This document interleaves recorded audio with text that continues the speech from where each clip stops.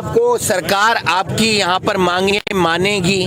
मनवा जाएंगे, मनवान जाना। हाँ, जैसे कि राजेश टिकैत ने एक कॉल, सिर्फ एक आंसू ने सलाब खड़ा कर दिया था, वैसे एक कॉल ने, राजेश टिकैत की एक कॉल ने सुनामी ला के रख दी यूपी में। यूपी की सरकार के पांव खिसक गए अपनी जगह से। ऐसी खट्टर सरकार को छोड़ेंगे। किसानों का धरना चल रहा है करनाल में और धरने पर बैठे हैं अलग अलग जगहों से, अलग अलग जिलों से आए हुए किसान। हम आपको तस्वीर दिखा रहे हैं जो किसान पैदल चलकर आए हैं पाबड़ा से, जो हिसार जिले में पड़ता है, और यहाँ पर वेशभूषा ले रखी है भगत सिंह की, राजगुरु की, सुखदेव की, महात्मा गांधी की और साथ ही साथ चंद्रशेखर आजाद की और बाबा भीमराव अंबेडकर की। ये तस्वीर इसलिए है क्योंकि इन्होंने देश के लिए शहीद हुए और उसके बाद देश के अंदर क्रांति आए। कुछ देश के आजाद होने से पहले ही शहीद हो गए थे और कुछ देश के आजाद होने के बाद शहीद हुए। शुरुआत करेंगे महात्मा गांधी की वेशभूषा में जो यहाँ पर पहुंचे हैं सज्जन, उनसे जान लेते हैं क्या सोचा आपकी टीम ने कि यहाँ पर आया जाए, कहां से आप आए हैं और क्या संदेश लेकर आप आए हैं? आज हमारा देश दोबारा से गुलामी की ओर दिखाया जा रहा है, क्योंकि अगर कोई गरीब या किसान अपने हक के लिए आवाज़ उठाता है, या चाहे कोई कर्मचारी हो, हक की आवाज़ उठाने पर लाठी बरसाई जाती है, ये कौन सा संविधान है? एक प्रजातंत्र राज है, अधिकार है सबने अपनी हक की आवाज़ उठाना, अधिकार है। लेकिन फिर भी हम तो अपने किसान भाइयों को, यानी अपनी जनता को, क्योंकि किसान, देखो किसान एक ऐसा है, किसान का ना कोई जाति ना कोई धर्म।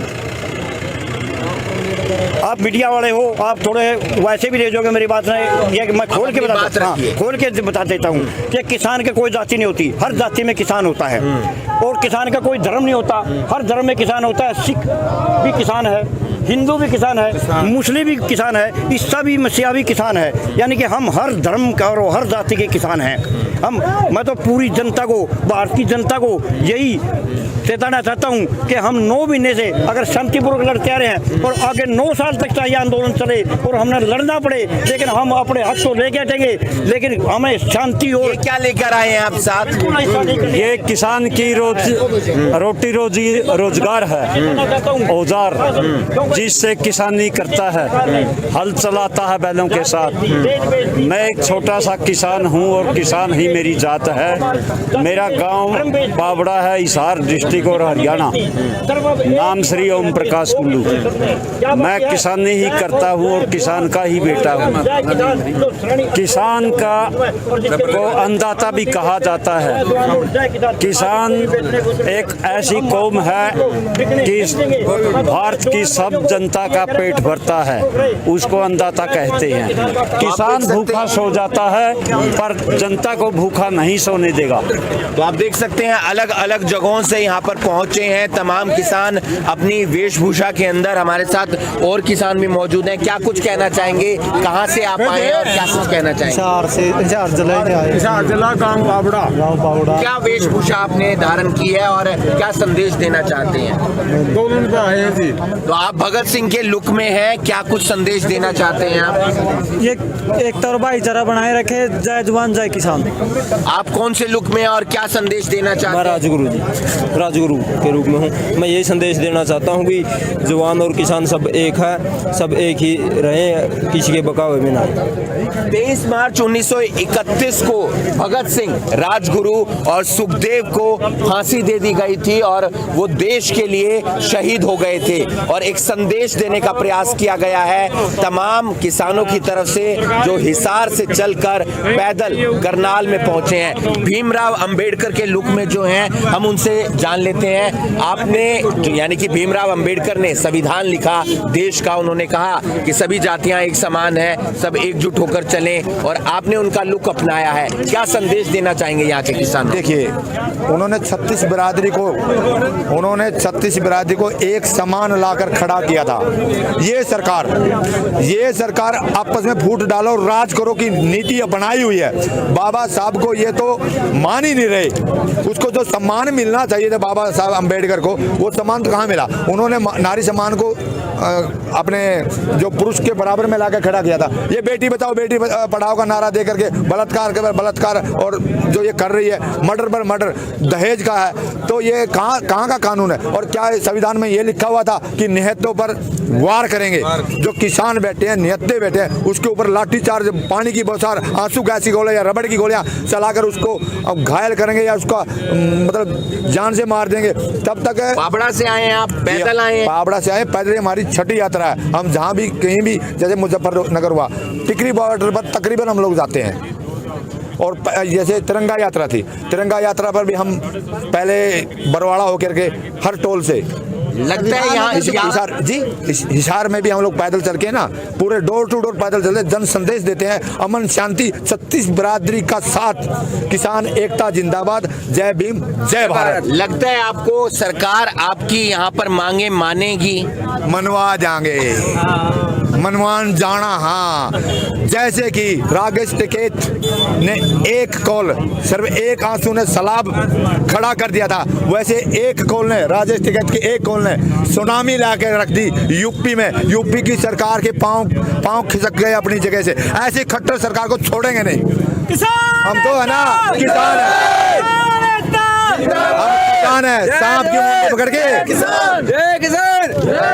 सांप की मुंडी पकड़ कर रगड़ना जानते हैं, आधी रात को कुएं में बढ़ना जानते हैं। जय भीम जय भारत।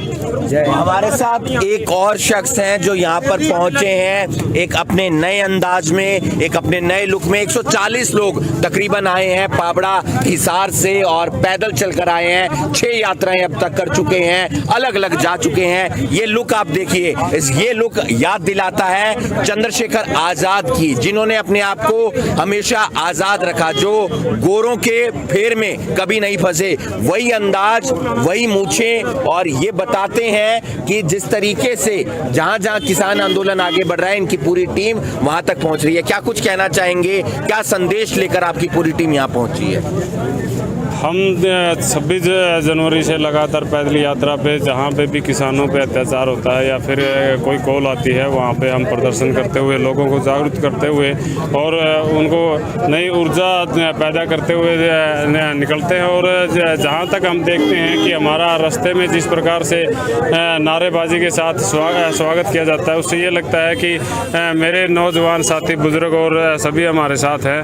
और मैं सरकार से ये बात कहना चाहता हूँ कि जिन महापुरुषों ने अपने देश के लिए कुर्बानी दी थी, वो इसलिए कुर्बानी दी थी कि मेरा देश का नौजवान अपने हक की बात कर सके, किसान खुशहाली से अपना जीवन यापन कर सके। बच्चों के लिए उन्होंने वो की थी। वो किसी राजनीति पार्टी से नहीं थे, वो किसान के ही बेटे थे कहीं ना कहीं किसी रूप में, चाहे चंद्रशेखर आज़ाद हो, भगत सिंह हो।